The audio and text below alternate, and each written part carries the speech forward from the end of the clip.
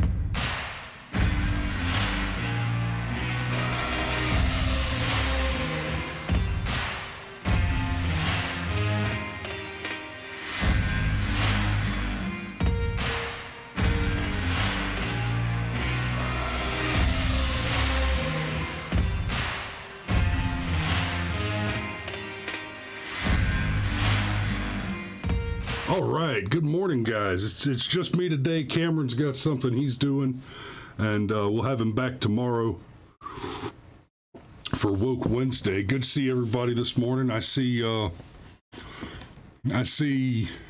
Scrimshaw had first blood in the live chat this morning, but I see she says, "Hi, Steve, Bear, Chris, Cam." So I'm assuming that Unverified was already chit-chatting over there on the actual stream channel. But I see Scrimshaw, good morning. Striker, Unverified, good to see you, good morning.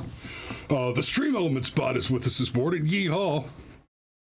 I see both Dannys, so total representation, and we are doing pretty good this morning. So this one, I was a little bit torn this morning, knowing that Cameron can't do the show with us today and has to go to work. But this one, we're gonna be talking about the Twitter files this morning, and I firmly believe there will be further developments in this case. What I do not expect is to see any actual accountability. It's been made very, very clear that, quite simply, if you are on the left in the United States, you can do what you want. You can steal government secrets. You can send top secret emails to foreign enemies, and Hillary Clinton, not even a slap on the wrist. You can be masked Antifa and firebomb police officers, literally throwing Molotov cocktails at on-duty police officers, and get 18 months in jail. A total slap on the wrist. Are you kidding me? Right? Then you look at the way that the January 6th incident was handled and treated by the press and by the government, and compare that to the May 29th insurrection, right? When you look at the January 6th thing and they call it an insurrection. And you have people like Rob Reiner actually saying, oh, well, Donald Trump is responsible for the armed insurrection. Okay, slow down, sweetheart. Small point. There were no weapons recovered from any of the January 6th victims. And that is what they are. They are victims of an absolute miscarriage of justice, of a weaponized Department of Justice that has been weaponized intentionally against the American people. But then you go and you look at the May 29th insurrection. Most people don't know what you're talking about when you refer to the May 29th insurrection. So let me just clue you in. May 29th of 2020, right? Not quite, but nearly a year before the January 6th event. A little over half a year before the January 6th event. The Democrats people, the unwashed masses of the left, went and tore down barriers at the White House. Donald Trump had to be evacuated to the safe bunker, and those nut jobs who were armed with various incendiary devices, including Molotov cocktails and commercial grade fireworks, right? Just whatever IED type of crap they could get their hands on. And they burned down the church. Now, when we say that they burned down the president's church on May 29th, okay, it wasn't burned all the way down, but now you're nitpicking. They set the church on fire. When we say they set the president's church on fire, we don't mean they burned the church that Donald Trump personally preferred while he was president. We mean they set the church on fire that's right down the street from the White House, that is the church for the president to attend generally. The January 6th protesters entered into public property to engage in their constitutionally protected right to peacefully assemble, to speak freely, and to petition the government for redress of grievances. The BLM people, they just went and started firebombing stuff. Ma asks the National Cathedral. No, not the National Cathedral. There's a chapel right down the street from, or basically across the street from the White House. So no, it was not the National Cathedral, Mom. And I apologize. I don't have it off the top of my head. I don't remember the name of the church, but it's the one that the Donald walked across the street to and held the Bible up upside down in front of, because he just held it up real quick. Danny says St. Patrick's. So, yeah. So, not the National Cathedral. That is a different facility altogether. If you ever have a chance to go visit the National Cathedral, by the way, fantastic. It's beautiful. But but I say all that to say this. We won't see any consequences. We won't see any accountability. And that is what's terrifying. Because, and I'm about to get into this, we're going to look at the New York Post article about the New York Post article. Little meta there. But basically what we're looking at is this document drop on the activities at Twitter leading up to the 2020 election prove that I'm going to try to be a little careful about how I phrase some of this stuff, but this might be, if y'all don't see us here tomorrow, we're on Rumble. Just in case. If you don't see us here on YouTube, we'll be on Rumble, Twitter, Twitch, Facebook, probably. Maul points out you'll see Darth Vader at the National Cathedral. Yeah, there are a lot of interesting gargoyles, including Darth Vader, and I believe they've got one up there for Darth Maul. I'm not sure if Darth Sidious has made the cathedral yet, but let's get into this a little bit. So Matt Taibbi says Hunter Biden Twitter files has been a whirlwind 96 hours for me. So Taibbi he's a lefty journo, right? He's a maybe the only journalist that the left has. And he tweeted a pretty substantial commentary on the Twitter files that have been released. And he says, the Twitter files, part 1, how and why Twitter blocked the Hunter Biden laptop story. The journalist and author behind the so-called The Twitter Files that revealed the social media giant's extreme steps to censor the post's Hunter Biden laptop scoop hinted about the explosive thread Thursday night and told his followers the 4 days leading up to the series of tweets were a whirlwind. So he basically tweeted out this commentary on it. What you're about to read is the first installment in a series based upon thousands of internal documents obtained by sources at Twitter. So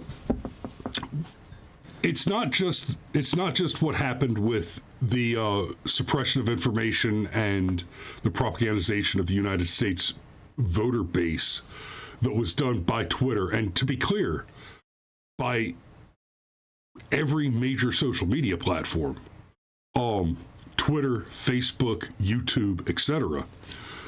They all the big boys, they were working hard for the Democrat National Committee to sway public opinion, to affect an election. Now,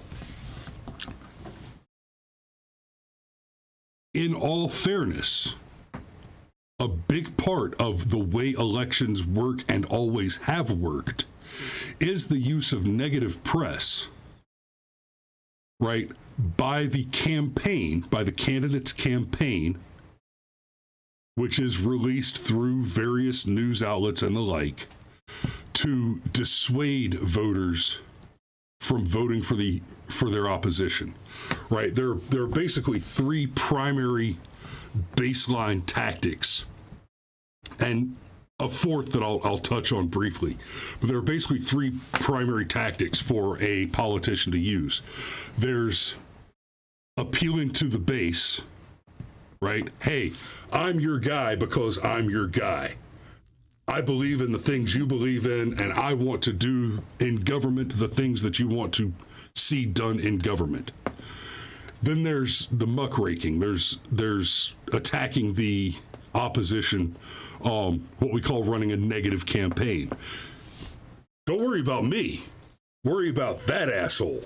He is not your guy. He does not like the things you like, right?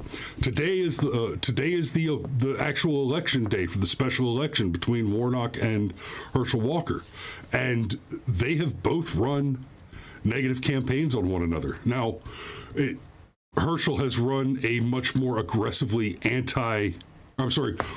Warnock has run a much more aggressively anti-Walker campaign than Walker has run against Warnock, which is amusing because if you take all the skeletons out of both of those closets, Warnock is a monster.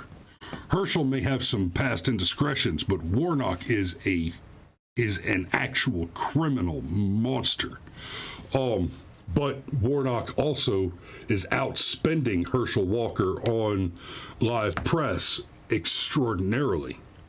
And then the third one is the demoralization of the opposition.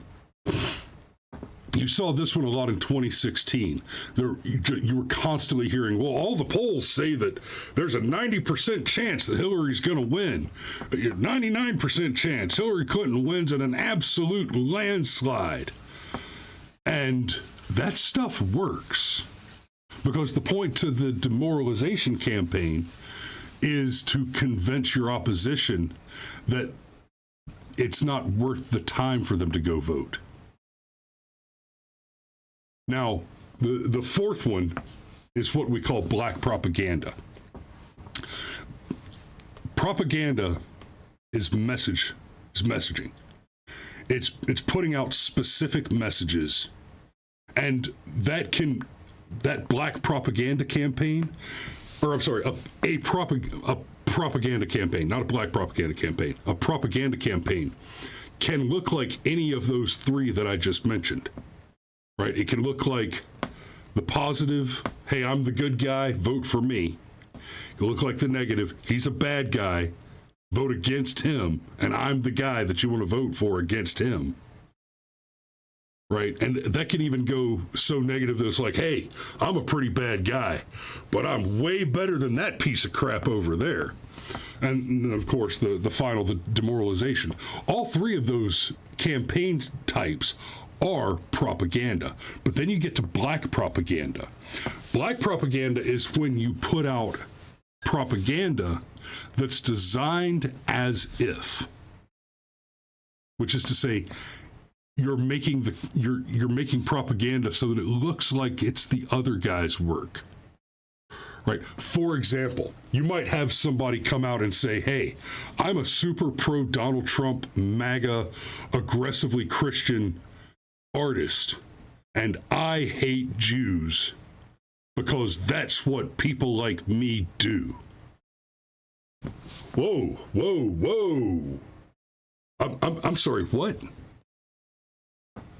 Because what you're doing with a black propaganda campaign is you are trying to convince the opposition that you're trying to convince the opposition's voter base that they don't like their own candidates.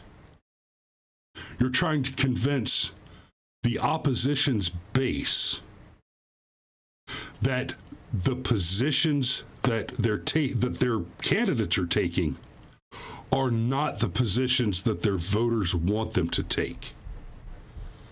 Black propaganda is all about making it appear that there's a schism between the recipient and the sender, by making it appear that the sender, right, in this example, conservative representatives generally, conservative electees generally, and between them and the voting base, that, oh no, the people that you vote for actually believe things that you don't like, that you disagree with.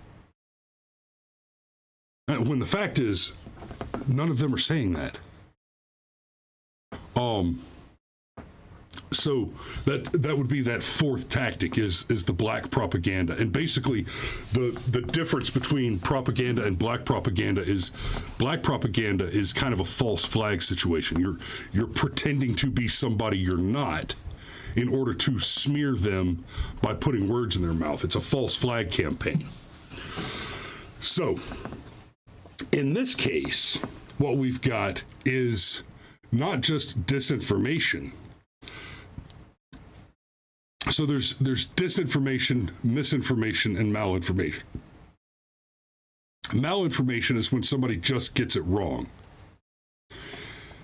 Disinformation is when somebody tells you, right, so with malinformation, you're talking about somebody who's ill-informed. They're wrong, but they're not wrong because they're a bad actor. The difference between disinformation and misinformation is really nitpicky, but in both cases, you're talking about somebody actively telling you something that's not true, right? For example, if somebody were to tell you that masks had a high level of effectiveness for protecting you against the dangerous Wuhan-spawned disease COVID-19, right? 2 years ago, that would have been malinformation. But as soon as we had studies proving the opposite, by the middle of 2020, that became disinformation, right? Malinformation would be Dr. Fauci in, say, November of 2020, toward the end of November of 2020, saying that if you get the vaccine, you can't catch COVID-19, you'll be protected, and it will be impossible for you to be infected or transmit. Disinformation would be Joe Biden in January of 2021 saying that we've got a vaccine for COVID-19 now, and that's not something that happened before I was elected. Or just a month or so later in late February, early March, saying if you get the vaccine, you cannot be infected and you'll be protecting people because the vaccine stops the virus, stops it cold. Right. So Fauci in November of 2020, malinformation. It can be argued that he just didn't know any better. Biden in February, March of 2021 was, okay, if I'm perfectly fair, it is quite possible that Biden is so far gone that he actually didn't know, that he actually had no idea anymore. So what's happening with Twitter now is we're not learning anything new. We knew that Twitter, along with Facebook and the like, we knew that Twitter actively engaged in tampering with the 2020 election by conducting illicit activities, censoring free speech. Now, the argument that you get from the left on this is, and it's hilarious to hear this argument from the left because it only comes out of them when they're making arguments about whether or not somebody should be allowed to commit crimes. Oh, but it's a private company. They can do whatever they want. We've covered this before. We've talked about it in depth. They're not private companies. That's false. They are Twitter, Google, all of those entities. It's not just that they're so deeply intermarried with the government and their individual functions, but the fact is they were built on huge sums of taxpayer dollars, huge piles of government grants to get those companies running. And now we know now, we've said many times in the past, and it was clear when we heard Jen Psaki and, what's the new one's name?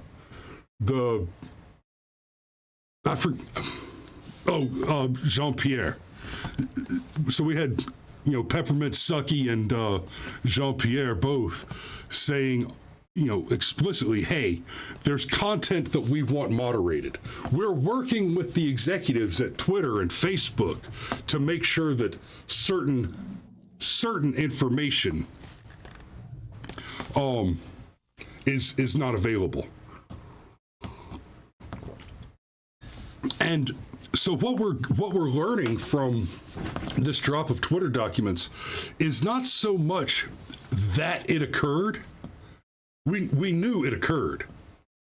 We know in no uncertain terms that this single action of repressing the New York Post story about the Hunter Biden laptop changed the outcome of the election, because in the exit polls, Democrats, nearly 20% of Democrats said that if they had known about the New York Post story, they would have either voted for Donald Trump or stayed home. And even if that entire raft, the whole, it's 17-18%, some reports say up as much as 30. I think the pretty committed number is about 18-19. But imagine if 18 or 19% had stayed home, which is what they said, that they would have at least stayed home if they had known. That's a different outcome, right? You don't have to talk voter fraud or any kind of crap like that. You don't have to go on about Dominion voting machines. That's a red herring, right? It was right there. Time magazine spelled it out very clearly. This is how we did it. And so what we're getting here is not so much learning that it happened, but we're learning that it was actually much more naked and overt than we originally believed. Right, what you're about to read is the first installment in a series based upon thousands of internal documents obtained by sources at Twitter. The system wasn't balanced. It was based on contacts because Twitter was and is overwhelmingly staffed by people of one political orientation. There were more channels, more ways to complain open to the left, well, Democrats, than the right. And by way of example, you've got contributions in 2018, 2020, and 2022, right? 96% of all contributions by Twitter employees were to the Democrats, right? 98% in 2020, 99.7% in 2022, right? So in 2020, Twitter employees donated almost $1 million to the DNC and Democrat candidates. But total, out of all of Twitter employees, they donated $14,000 to Republicans. And then in 2022, somebody 0.27 donated to Republican candidates. 99.73%. Oh. And Stryker, I'm not going to let you get me distracted on this. I'm not making specific claims about the veracity of any specific claims. I'm making claims about the significance of those claims compared to the much greater significance of these propaganda mechanisms and the related interference. So Strom's note returned the answer that the laptop story had been removed for violation of the company's hacked materials policy, right? So we get from this, let me back up a little bit here. It's not clear how or why Taibbi obtained the sensitive documents from Twitter that he included in the series of tweets, or if Musk personally tapped him to publish the story on his newly acquired platform. The post included redacted emails from former Twitter employees and revealed communications to social media giant responding to a request from the Biden team during the run-up to the 2020 election shortly after the post's Hunter Biden story was published. More to review from the Biden team, a list of Twitter comments. Thanks all. Reply says, I handled these. Okay. So what we're getting here is that the Biden campaign, and by extension the Democrat National Committee, were directly involved in instructing Twitter to censor certain material. And it's not much of a leap to say that we expect that includes the Hunter Biden laptop story. We also have some credible evidence posted by Jack Posobiec, another very competent journalist who is a former Navy intelligence officer. From my personal experience, Navy intelligence operatives are solid. Officers should be abolished. And so somewhere in the middle, you get a Jack Posobiec, a semi-smart, shiny squid. Smart squid's good. Shiny squid's not so much. Smart, shiny squids, Posobiec seems to give him a good name. He's a credit to his species, right? Now, from Posobiec, we get information that suggests that the FBI explicitly contacted Twitter prior and said, hey, this is Russian disinformation, and you need to do something about it. And so Twitter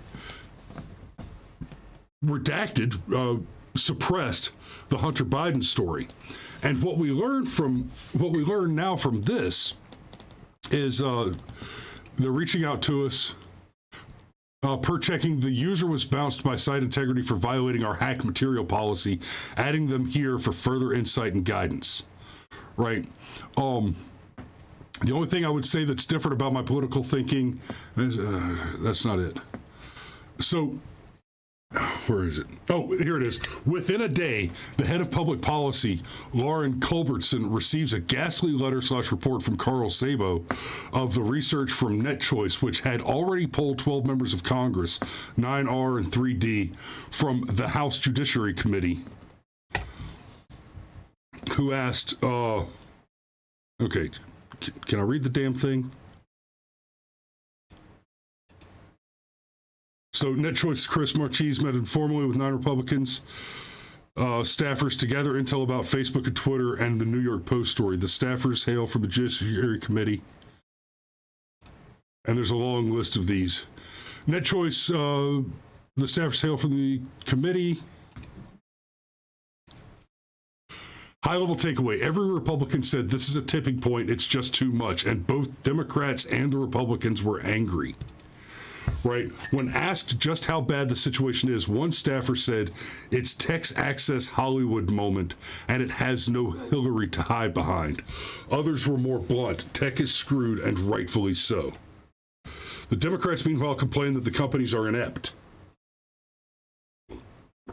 They linked this to Hillary Clinton's email scandal, said she did nothing wrong, but because the press wouldn't let the story go, it became a scandal far out of proportion.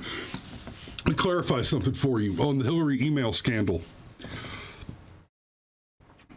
If anybody lower than Hillary in the chain of command at the time, because remember, the Hillary email scandal, I'm going to compare it real quick to the Donald Trump classified documents scandal, which I hope you've noticed it just evaporated from the news. Because the president does have the authority to declassify literally anything. And he has that authority for a very specific reason, because he has to be able to discuss whatever tactically and strategically he needs to discuss with even foreign adversaries in the pursuit of diplomatic activities. Hillary Clinton was Secretary of State when she illegally handled classified information with the clear intent of doing so by going out of her way to set up a private email server stored outside of government control, where she stored tens of thousands of classified documents. If anybody ever tells you that Hillary did nothing wrong, you treat that person like they drive their car alone with a mask on. They're trash. They are intellectually shallow and politically dangerous. Okay. So I have an appointment coming up in the not too distant. I'm going to have to go ahead and start wrapping this up.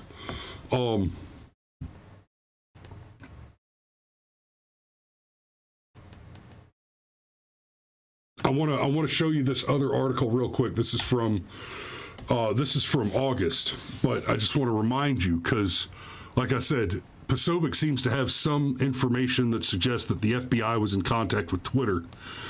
And I've heard some people, even like Ben Shapiro, said something like, we don't have a smoking gun here. There's nothing that says that the FBI told Twitter to censor the New York Post story. I'm like, I'm sorry. People at Twitter have said that, and we have Zuckerberg tells Joe Rogan, FBI warned Facebook of Russian propaganda before Hunter Biden laptop story. And Zuckerberg made it sound very much like the FBI came in and said, nice social media platform you got here. Shame if anything were to happen to it. That type of a situation. So one should be deeply concerned about what's going on there. And I want you guys to understand something. If the government coerces a private company to take an action,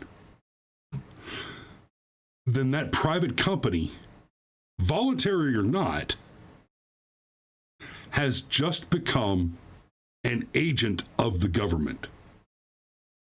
And so for a Twitter or a Facebook to be influenced directly, especially if coerced by a government agency like the FBI, then the second, right? We're not even getting into the Section 230 stuff yet, right? We're talking about Section 242 right now. right? Deprivation of liberty under color of law. That's 242. Section 230 talks about the difference between a platform and a publisher, which is a whole nother conversation that we're definitely going to end up having soon, because that is going in front of the Supreme Court shortly. But under Section 242, what Twitter did, what Facebook did, as agents of the government, because they were instructed by the government and took that on, was a crime. Violation of civil liberties under color of law. Acting as an agent of the government, they deprived American citizens of the clear right to speak freely, conduct activities of the press, and petition the government for a redress of grievances. Under Section 242, a lot of the employees that Elon Musk just removed from Twitter should be in jail, as should every member of the January 6th committee and every single law enforcement officer that has been involved in the incarceration of the January 6th defendants. The violations there are extreme. I mean, extreme. So, before I want you to understand, with the FBI being involved here, what we're talking about is not treason, right? With government agencies conducting these illegal activities, this is not treason. What you saw when apparently the Democrats who hold elected office, in conjunction with a corrupt DOJ and FBI, took explicitly illegal actions in order to sway the probable outcome of an upcoming election. That was not treason. I want to be very clear about that. That was a coup.